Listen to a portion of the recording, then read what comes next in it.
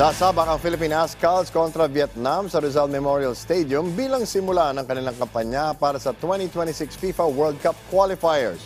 Yan ang ulat ni Darrell Oclares ng PTV Sports.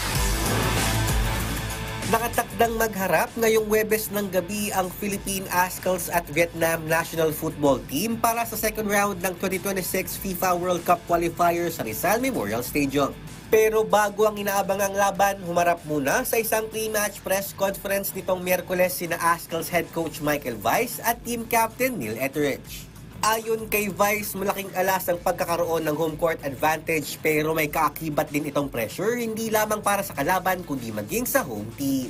Sa kabila nito, sinisigurado ni Vice na susuklian ng Ascals ang suportang ibinibigay ng mga Pilipino sa pamamagitan ng magandang laro kontra sa Vietnam. We are working to get back the trust of the people with the top performance. Whether that is enough for a win or a draw or whatever, we will see. But we will be there, that's for sure. Ganito rin ang naging payag ni Etheridge sa inaasahang buhos ng mga football fans. Kaya bilang isang veteran player, may binigay siyang payo sa kanyang mga kapwa Ascals na unang beses nalalaro sa isang malaking crowd. I've said to them, sometimes be careful what you wish for because it's a very intimidating place to come and play. So that's a place that we want to really pack out tomorrow and we want to give the best performance that we possibly can. Matapos ang kanilang laban sa Vietnam, sunod naman ang makakarap ng Ascals ang Indonesia sa Rizal Memorial Stadium ngayong November 21.